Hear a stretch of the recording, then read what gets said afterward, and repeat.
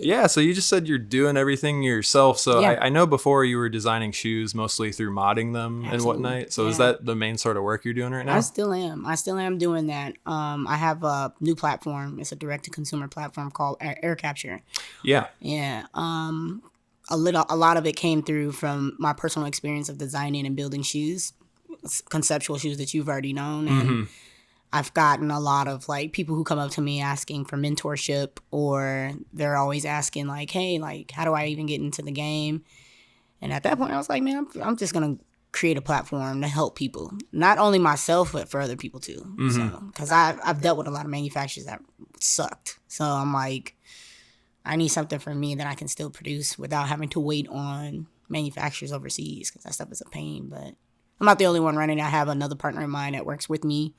Her name's Tony. She's dope. Been in the fashion game for for some time, doing her own thing. And I told her, like, let's jump on board with me with Aircapture, bro. Like, let's do some dope stuff. So sweet, yeah. So I might wind up having you repeat yourself a little bit, just because I know so little about this world. No, that's fine.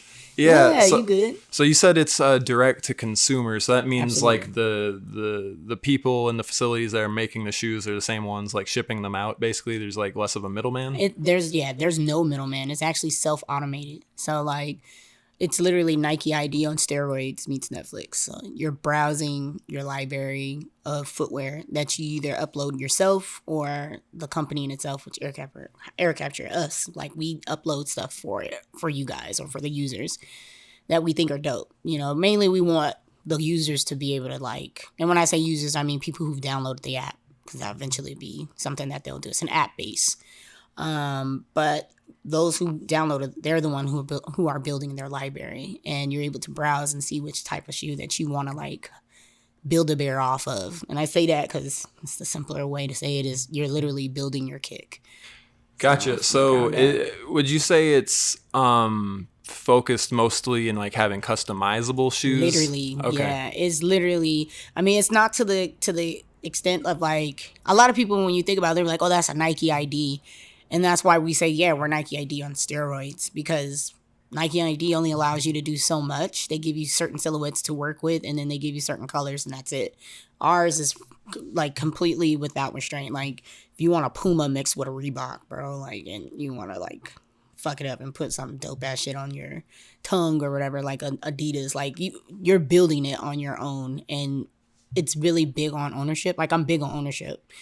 We seen that what happened with Mischief. You know, they came up with the shoe with Lil Nas X, and they had to Nike came back and just bought all that shit back. So at the end of the day, like, it's really trying to build the community of people who want to create sneakers and own that shit, like, and not have to worry about somebody else or 50 other 1,000 people wearing the same stuff. Yeah. So, you know, if you're one person spending 4 days on a pair of shoes, and now I'm hearing you say, like, with Aircapture, the new thing, people are making highly specific orders Absolutely. and requests. How do you do that at scale? Right. Yeah. Well, I'm partnered with RLP, which was an extension to MIT's self-assembly lab. They do a lot of our R&D, work, anything that we want to kind of investigate, or any work that we wanting to reinvent the wheel, we go through with RLP. And they've been our strategic partners for a minute right now with the launch for Aircapture. But honestly, through them, the scaling is quite easy. You can make, with Aircapture, you could develop a shoe within 10 to 20 minutes. That's how quickly you can make it. That's manufacturing wise. Compared to a traditional way, it's like 6 weeks to 9 weeks, depending. And then whether if that's even done correctly when it gets back to you, whether if you got to send it back again for them to reiterate the same thing, or just redevelop it in the way that you want it, or the way that they thought they comprehended, they're fixing it. So for us, not that it doesn't take that long. And for anyone to make more, like, say you're like, yo, you got 100 people doing it. We actually have, the process starts with a gel suspension that's in it's like a 3D printer. Okay. But it's a gel suspension machine where it takes away the gravity, so it makes the process faster. And then on top of that, because it's manualist, it's not necessarily needing someone to like cut or take pieces out. Most 3D printers or 4D printers, they're essentially only manipulating one piece. Ours is one piece of like material that's developing a product, all, like from the bottom on up to the top of the sneaker. So okay, wow. Yeah, so it sounds like it's all just kind of done mostly through like automation now. Very much automated, yeah. And that was the whole purpose. It wasn't something that I didn't want to push for anything manual.